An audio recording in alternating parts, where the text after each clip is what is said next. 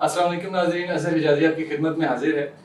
नाज़रीन, जब हम कानून और इंसाफ की बात करते हैं या थाना कल्चर या कचहरी के निज़ाम की बात करते हैं, तो हम देखते हैं कि एक शरीफ आदमी कचहरी का या थाने का नाम लेने से घबराता है। वतन अजीज़ में हमें तासुर मिलता है कि जब हम शरीफ आदमी से थाने या कचहरी की बात करें तो बेचारा थाने के नाम से डरता है, सहम जाता है। इसकी जो मुख्तलिफ जहतें हैं, इस पे बात करने के लिए आज हमारे साथ हमारी मेहमान शख्सियत हैं जनाब चौधरी साजिद इकबाल गुज्जर साहब। आप काउंसिल फॉर पुलिस रिफॉर्म्स के सदर हैं, इनसे बात करते हैं। चौधरी साहब, बहुत शुक्रिया कि आपने हमें टाइम दिया। बताइएगा कि ये जो मैंने अभी बात की कि आम आदमी जो है वो थाना कचहरी के नाम से घबराता है, इसकी बुनियादी वजूहात क्या है सर? इसकी बुनियादी वजह ये है कि ये कॉलोनियल जो निज़ाम है ये उसी की कंटिन्यूटी है, और फरंगी ने ग़ुलामों को काबू करने के लिए जिस पुलिस का नक्शा बनाया था वो पुलिस कमो बेश उसी निज़ाम के तहत आज भी इस आज़ाद पाकिस्तान में मौजूद है, तो किसी तौर पर भी किसी आज़ाद कौम के शायना शान नहीं है। तो बिल्कुल इस कल्चर को बदलना चाहिए। अब हम 70 साल से ज़ायद हो गए हैं, हम आज़ाद भी हैं, अपने आप को आज़ाद समझते और करार देते हैं, लेकिन बहुत सारे दायरों में हम आज़ाद नहीं हैं। उसमें एक दायरा पुलिस के निज़ाम का भी है। इसमें जो पुलिस के हमारे भाई हैं तो उनको ये दोष नहीं जाता है, वो हमारे ही मुआशरे का अक्स हैं। और अगर वहाँ कोई थाना कल्चर की बात की जाती है और कोई ज़्यादती की बात की जाती है, करप्शन और रिश्वत सतानी की बात की जाती है, तो हम बहसीयत मुआशरा करप्ट हैं। जैसे हम हैं वैसे ही रिफ्लेक्शन आपको इदारों में मिलती है। और पुलिस के पास चूँकि इख्तियारात हैं और वसाइल कम हैं, तो उन्होंने अपने वसाइल को पूरा मुद्दई से या मुल्ज़म से करना होता है। तो जब आप उसको वसाइल नहीं देते हैं और उसको खुद कहते हैं कि अपनी खा ते साड़ी ले आया, तो फिर वो एक्सेस करते हैं, अपने इख्तियारात का इस्तेमाल करते हैं।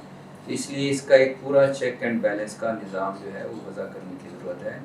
हमने जो पुलिस रिफॉर्म्स की जो पहली स्लाइड थी उसमें भी हमने एक गरीब धोती पहने हुए शख्स को दिखाया था और ऊपर मोटा सा लिखा था कि हमारी पूरी पुलिस रिफॉर्म्स इस एक जुमले में उसका पुलिस का जो मौजूदा सिस्टम है वो उसको हम बयान कर सकते हैं। वो ये है कि शरीफ आदमी का थाने में क्या काम। इसको स्लोगन को बदलना है कि शरीफ आदमी ही के तहफ़्फ़ुज़ के लिए थाना है, शरीफ आदमी ही की दादरसी और उसको इंसाफ की फराहमी के लिए ये पूरा जुडिशरी का निज़ाम है।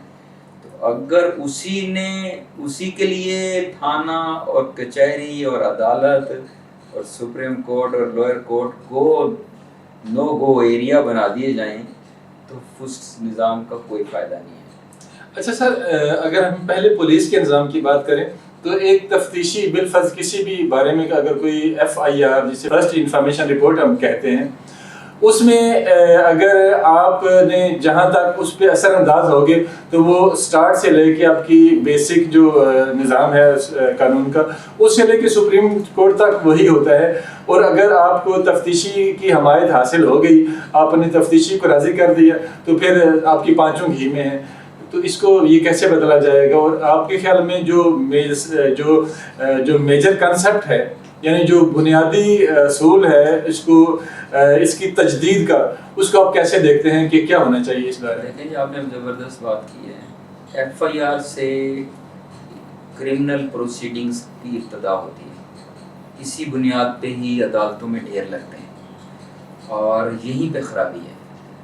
हमारे यहाँ ये है कि FIR में नाम आ गया और बंदा परेशान हो गया या बंदा पकड़ा गया, ये बात की बात है। वो बेगुनाह था, वो वहाँ पे मौजूद ही नहीं था, वो मुल्क में भी नहीं था। या बात ऐसा भी होता है 1 साल बाद एक FIR हो जाती है कि पिछले साल फलां डेट को फलां बंदा जो है ना वो फलां सिस्टम में इन्वॉल्व था, तो उसको उठा लिया जाता है। पुलिस उसको कहती है कि ये कागनिजेबल है, काबिल दस्तअंदाज़ी जो आप पे दफ़ा लगी है, तो अब जाओ अपनी बेगुनाही अदालत में साबित करना। तो वो यही कॉलोनियल निज़ाम की जो रूह है कि लोग आज़ाद नहीं हैं। जिसको आप نام لکھوائیں جا کے تھانے میں چیزیں سیٹل کر کے یا مینج کر کے یا جو بھی ہے، پھر آپ اس کو اٹھا کے اندر کر دیں۔ اب یہ عمران خان رو رہے ہیں کہ یہ 200 300 مقدمے ہیں، پی ٹی آئی کے لوگ رو رہے ہیں۔ اس سے پہلے جب ان کی حکومت تھی تو دوسرے جو اپوزیشن میں نون لیگ والے ہوتے تھے وہ رو رہے ہوتے تھے کہ ہم پہ جو ہے نا یہ پولیس کے ذریعے ہم پہ زیادتی کی جا رہی ہے یا جوڈیشری کے ذریعے ہمیں نشانہ بنایا جا رہا ہے۔ تو اس کی وجہ کہ آپ لوگوں نے یہ راستہ کھولا ہوا ہے، تو ہم نے اس کے لیے بہترین حل دیا ہے۔ ہم نے کہا ہے کلاسیفیکیشن آف کرائم کریں، ہر مقدمے میں پولیس انوالو نہ ہو، اور ہر مقدمے میں جس میں پولیس انوالو ہوتی ہے تو ہر اس کیس میں گرفتاری لازمی نہ ہو، ٹھیک ہے؟ گرفتاری اس صورت میں صرف ہینیس کرائم تک ہو، ٹھیک ہے، جو بڑے بڑے جرائم ہیں۔ تو کلاسیفیکیشن آف کرائم کا پورا ہم نے ایک چارٹر اور ایک اس کی ترامیم ہم نے جمع کروائی ہیں، حکومت کو بھی، پچھلی حکومت کو بھی دی تھی۔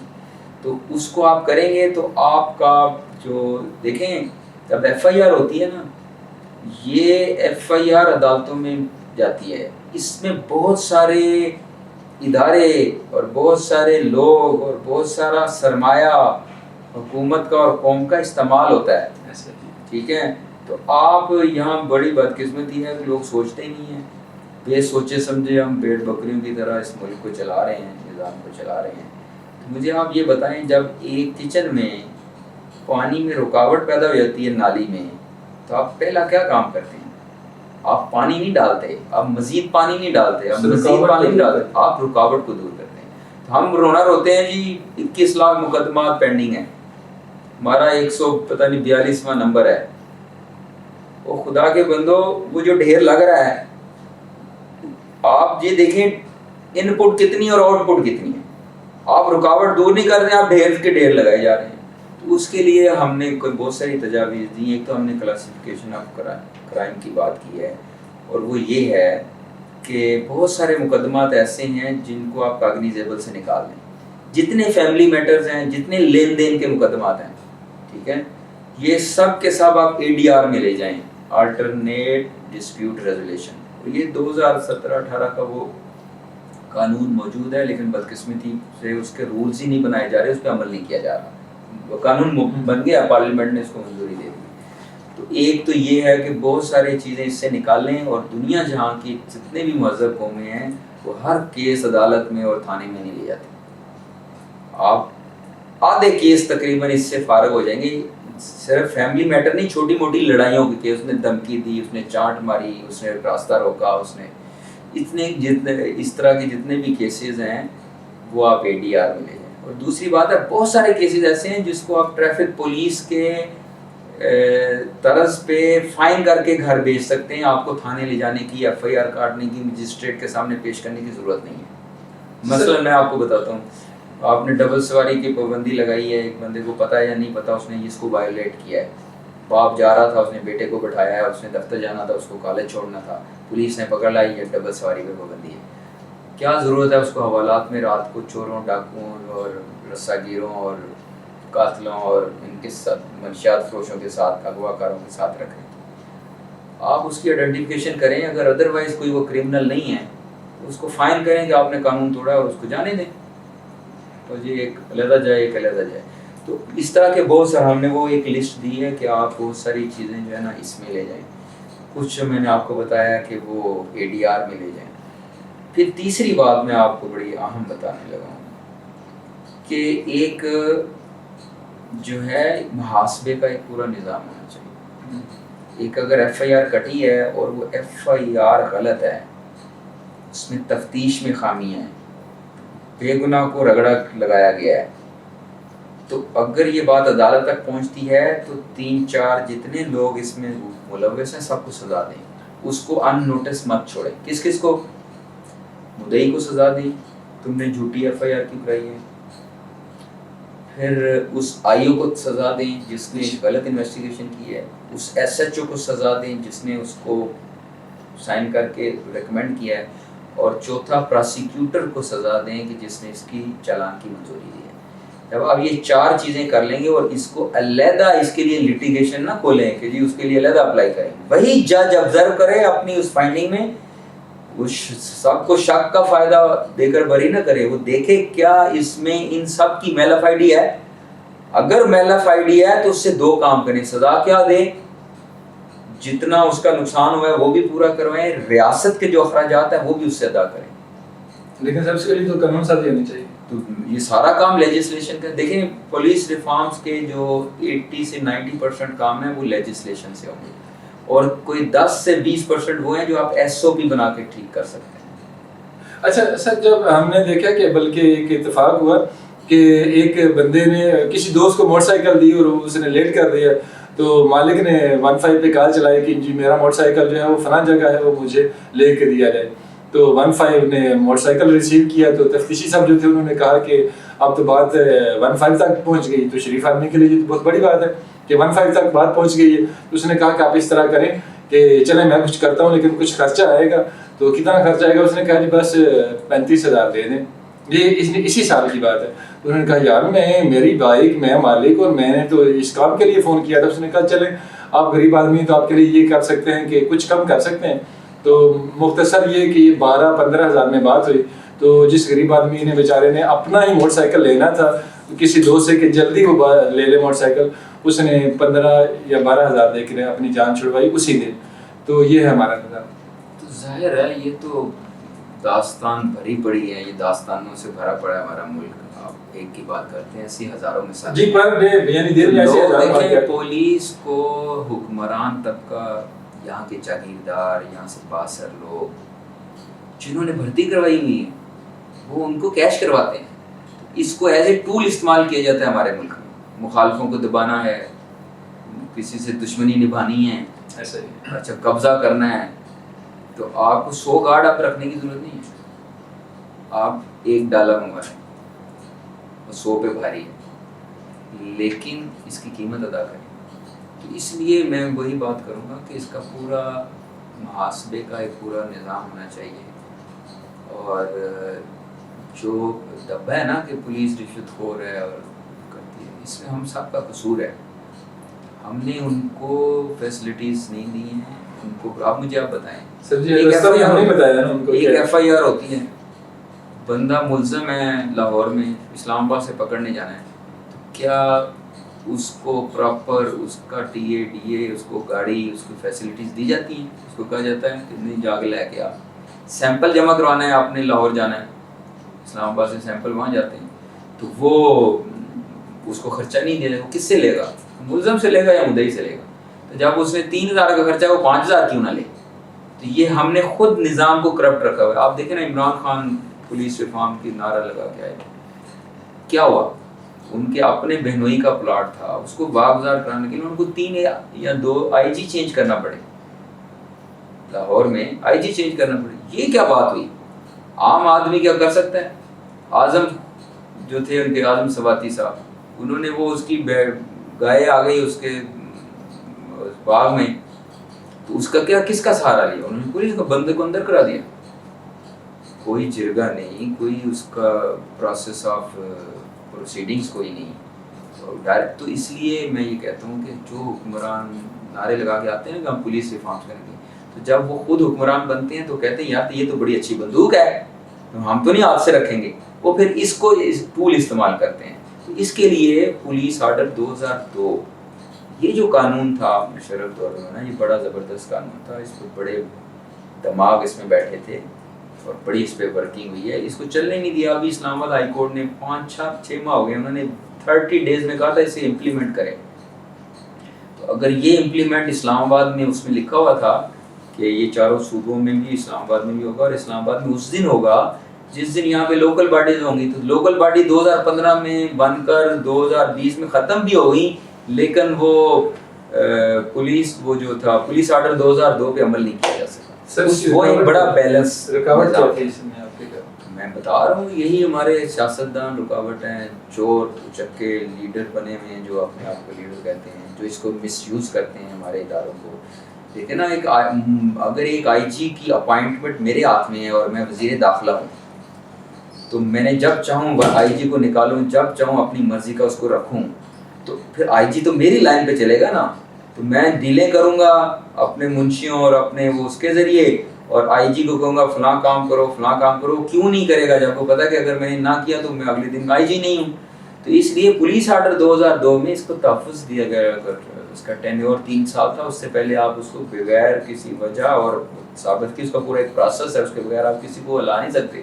آپ مجھے بتائیں اسلام آباد میں 2-3 آئی جی چینج کیے، پنجاب میں کتنے آئی جی عمران خان صاحب نے چینج کیے.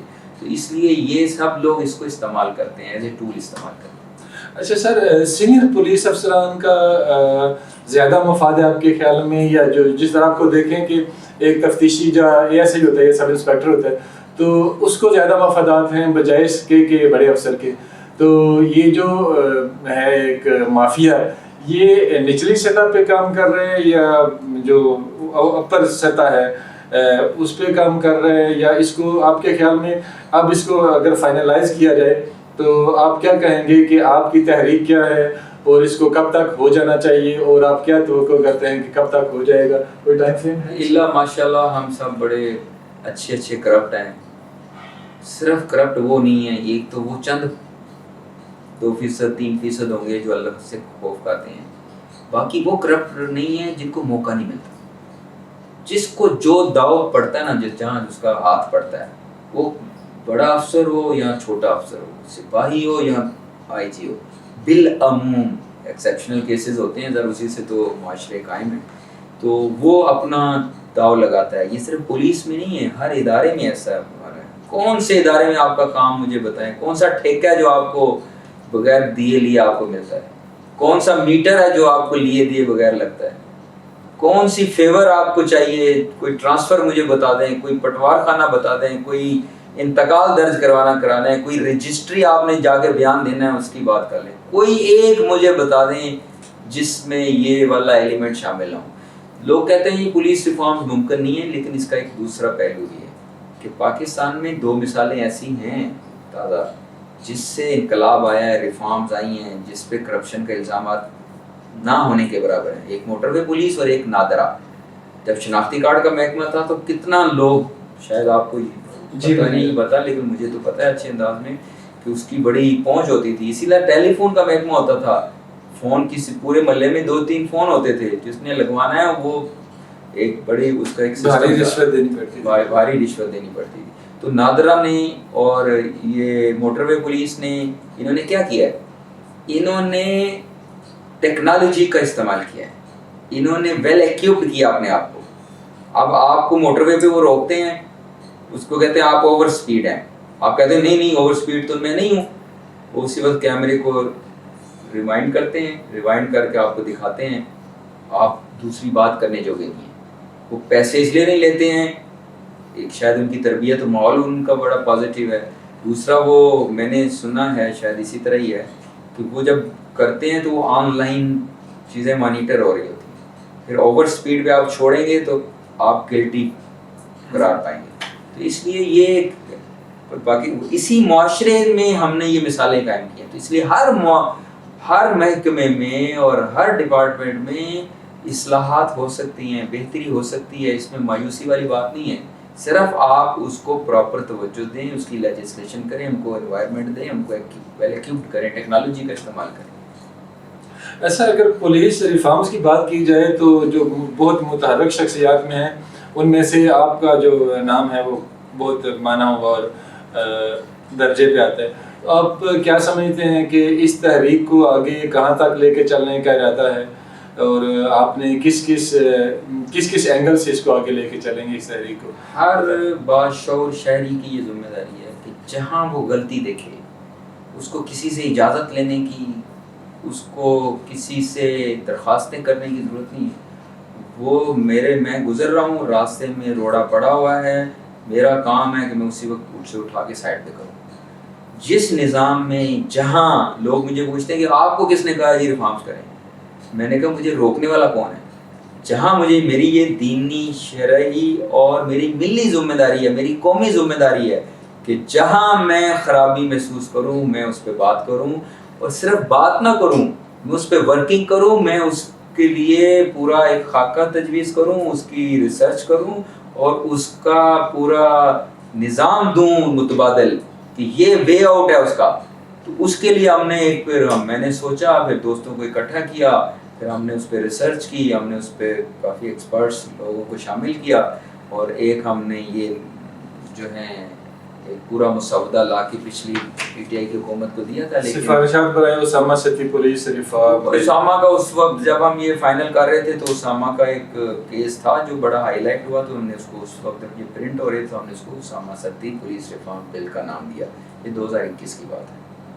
اچھا سر، پولیس مقابلے جس طرح کہ آپ نے اسامہ سیٹھی کی بات کی، تو یہ بھی ایک اسلام آباد میں تو بہت کم ہوتا ہے. پچھلے دنوں ایک واقعہ ہوا تھا، لیکن اسلام آباد سے ہٹ کے اکثر جو ایس ایچ او صاحب، مطلب اس میں بہت ساری چیزیں آ جائیں گی، یہ جو آپ کے ہیں جعلی پولیس مقابلے، تو ظاہر جب پولیس سے اصلاحات آئیں گی تو اس کو، لیکن فی الحال اس کو آپ کیسا دیکھتے ہیں؟ دیکھیے، ہم نے اس میں تجویز کیا ہے کہ ہر وہ موت جو ایسے پولیس مقابلے میں ہو جو یک طرفہ ہو، جس میں تو پولیس والے بھی بیچارے شہید ہوتے ہیں، ہمیں ان کے لیے بھی آواز اٹھانی ہے.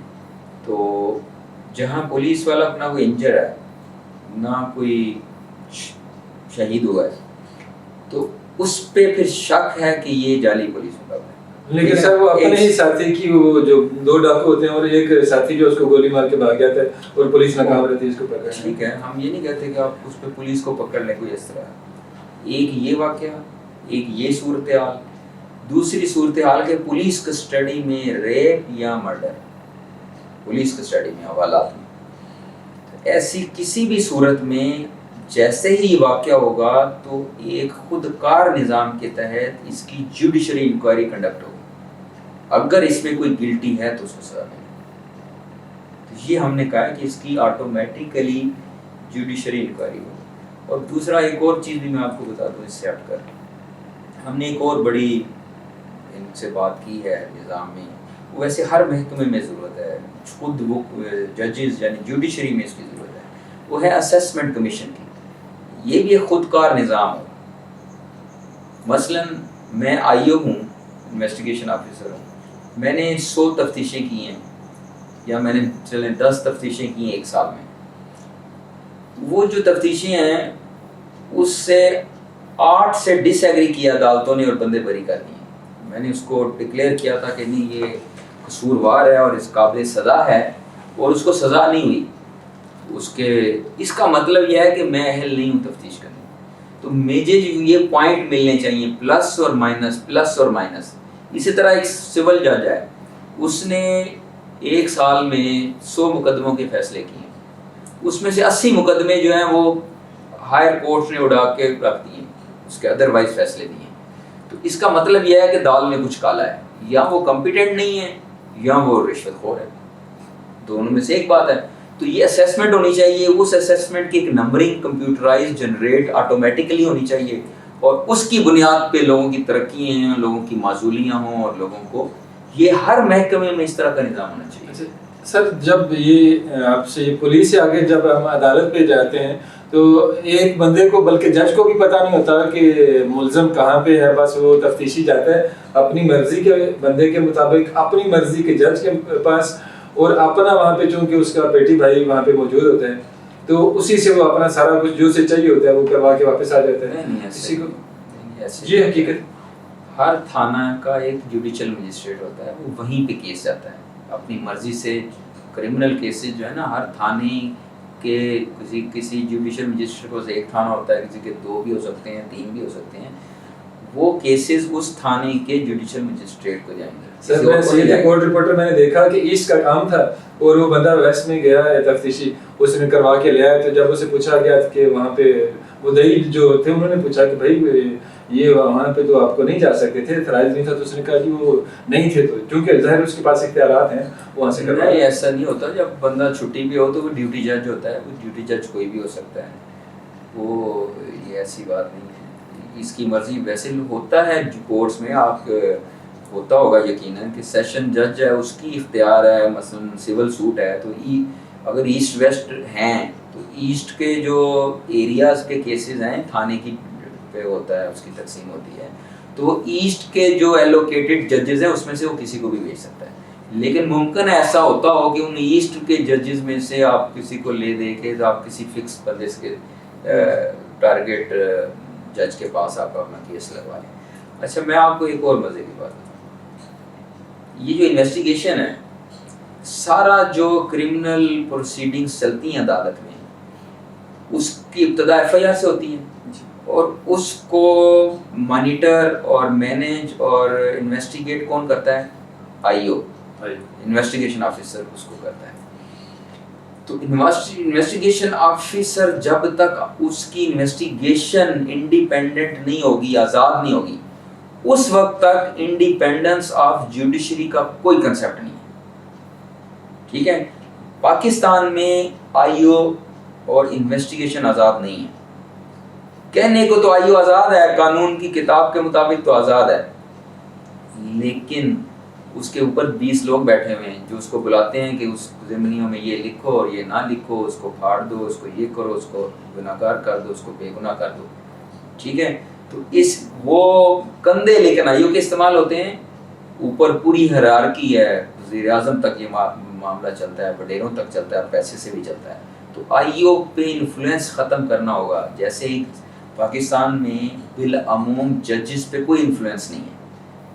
میں سول جج ہوں، سب سے لوئر کورٹ ہے میری، اور میں جب کسی پروسیڈنگ کر رہا ہوں تو سپریم کورٹ کا چیف جسٹس بھی مجھے انٹرپٹ نہیں کر سکتا. اسی لیے جب کویشمنٹ کے کیسز ہائی کورٹ میں کیے جاتے ہیں کہ یہ مقدمہ خارج کیا جائے، تو جب جوڈیشل مجسٹریٹ کے پاس چالان جمع ہو چکا ہوتا ہے تو اس پہ بھی ہائی کورٹ ہاتھ کھڑے کرتی کہ اب ہم مداخلت نہیں کر سکتے. آپ جو ہے 249A کے تحت آپ خود کویشمنٹ اور وہ ایکیوٹل کی درخواست آپ اسی جوڈیشل مجسٹریٹ کے پاس دیں. لیکن سر ایسا ہوتا ہے کہ میں نے خود ایک کیس کور کیا تو وہ کورٹ کا کیس تھا. وہ ہمارا میں اس بندے کو جانتا تھا پرسنلی. تو اس نے مجھے کہا کہ مجھے پتا چلا کہ اس کی بیوی 3 بچوں پہ، بیوی اور اس بندے پہ کیس تھا. تو اس نے مجھے بتایا کہ مجھے کل یا پرسوں مجھے سزا ہو جانی. تو میں نے کہا کیوں؟ تو اس نے کہا جی ضمنیوں میں میرا نام تھا، ایف آئی آر میں میرا نام نہیں ہے، کیونکہ یہ جو جج صاحب اس کیس کو دیکھ رہے ہیں انہیں کہا گیا ہے کہیں کوئی سفارش آ گئی. تو میرا خیال ہے وہ 3 چھوٹے چھوٹے بچے تھے یا 2 بچے تھے. تو وہ ایک 3 سال کی بچی تھی اور ایک میرا خیال شیر خوار تھی. تو جج صاحب نے آرڈر کر دیا کہ ٹھیک ہے جیل. تو وہ جوڈیشل ہو گئے. جازی صاحب سفارش اور رشوت اس سے تو انکار نہیں ہے نا، لیکن یہ اس طرح لیگل انٹرفیئرنس تو نہیں ہے. انلیگل کام تو ہوتے ہیں معاشرے میں، اس سے تو ہمیں انکار نہیں ہے، ہر طرح کے لوگ موجود ہیں. لیکن میں تو سسٹم کی، قانونی سسٹم کی بات کر رہا ہوں کہ لیگلی جو ہے وہ بالعموم ہمارے ہاں معاشرے میں ہائر عدالتیں انٹرفیئر نہیں کرتی ہیں روٹین کے میٹرز میں. وہ اپیل میں جائیں اور اس کو جب چیلنج ہوتا ہے یا ریویژن ہوتی ہے تو اس میں پھر وہ اپنا رول ادا کرتی ہیں ہائر کورٹس میں، ادروائز وہ اس میں مداخلت نہیں کرتی. سر گزشتہ دنوں میں کیسے امام صاحب سے بات ہوئی، معروف ایڈوکیٹ ہیں اور پریزیڈنٹ ہیں. تو میں نے کہا کچھ بات ہوئی تو کہتے ہیں جائز صاحب اصل میں یہ ہے کہ ہمارے پاس قوانین بھی ہیں، ایون کہ جانوروں کے حقوق کے بھی قانون ہیں، لیکن مسئلہ یہ ہے کہ ان کے نفاذ کا اور کچھ اخلاقی اقدار جو ہیں وہ ہیں، مورل ویلیوز جو ہیں ان کی کمی ہے. تو کیا کہیں گے؟ تو ظاہر ہے مورل ویلیوز کی کمی ہوتی ہے تو کرائم بڑھتا ہے نا. اگر مورالٹی اچھی ہو تو کرائم ہی نہ ہو. تو وہ تو انسان گرتا ہے، وہ جو احسن تقویم ہے، جو اسفل سافلین بنتا ہے تو کرائم بنتا ہے، پھر ہی مجرم بنتا ہے. تو آسمان پہ انسان کا رتبہ ہے تو خاک سے بھی نیچے جاتا ہے، اور اسفل سافلین اسی کو کہتے ہیں. تو معاشرے میں جو ہے نا، دیکھیں اس کے وہ شاید یہ آپ کا موضوع آج تو تھا نہیں، لیکن جو ہے جو کرائم کی بہت ساری وجوہات ہوتی ہیں. کرائم ایسے ہی اچانک نہیں ہو جاتا، اس کی پوری ایک بیک گراؤنڈ ہوتی ہے، اس کا ایک پورا ماحول ہوتا ہے. تو اس کرائم کی بےخونی کی ضرورت ہے. محض سزائیں دینے سے اور عدالتیں لگانے سے اور تھانے بڑھانے سے معاملہ نہیں ہوگا. ایک پوری اخلاقی تربیت کی ضرورت ہے، لوگوں کے مسائل ان کے ڈور سٹیپ پہ ختم کرنے کی ضرورت ہے، بھوک ننگ اور بیروزگاری کو ختم کرنے کی ضرورت ہے، انصاف کی فراہمی کی ضرورت ہے. دیکھیں نا، میرا کوئی بچہ کوئی مار دے اور مجھے انصاف نہیں ملے گا تو میں جب مجھے موقع ملے گا میں خود مار دوں گا. تو یہی کرائم ہے. یعنی کرائم کی ایک بہت بڑی وجہ یہ بھی ہے کہ پڑھے لکھے اور سمجھدار اور مہذب لوگ کرائم کرنے پہ مجبور کر دیے جاتے ہیں. یہ اب میں کیا مثالیں دوں, بات دور تک جائے گی. اچھا سر, ساجد گدر صاحب, تو آپ نے خود کو ہی اسی کام کے لیے اس کا انتخاب کیوں کیا؟ دنیا تو بہت ساری پڑی ہے, اور یہ جو آپ خود کو کیا سمجھتے ہیں کہ آپ کب تک اور کیسے کیسے اس یہ جو آپ نے بیڑا اٹھایا ہے اس بس جتنی ہماری زندگی ہم اس میں لگے رہیں گے, جہاں ہو گیا ہم اللہ کا شکر ادا کریں گے, اگر نہ ہو سکا تو ہم اپنا حق ادا کریں گے. یہی ہماری ذمہ داری ہے. لا یکلف اللہ نفسا الا وسعها. آپ جتنے کے مکلف ہیں آپ اتنا ہی کام کر سکتے ہیں. وہی آپ سے پوچھا جائے گا کہ آپ نے دیا جلایا کہ نہیں دیا. آپ نے وہ چڑیا تو کامیاب ہو گئی نا جو ابراہیم علیہ السلام کے آلاؤ پہ پانی پھینک رہی تھی. آگ بجھے نہ بجھانا وہ تو ایک علیحدہ میٹر ہے. سر عوام کو کوئی پیغام؟ عوام کو یہ ہے کہ وہ اونیسٹ بنیں, اللہ سے خوف کھائیں, کوئی کام قانون کے ڈر سے ترک کرنے کی بجائے اللہ کے ڈر سے ترک کریں تو دنیا بھی ہماری سدھر جائے گی اور ہماری آخرت بھی سدھر جائے گی. ناظرین, چودھری ساجد گجر صاحب ہمارے ساتھ محو گفتگو تھے. آج کا پروگرام آپ کو کیسا لگا؟ اپنی رائے کا اظہار ضرور کیجیے گا. پاکستان زندہ باد.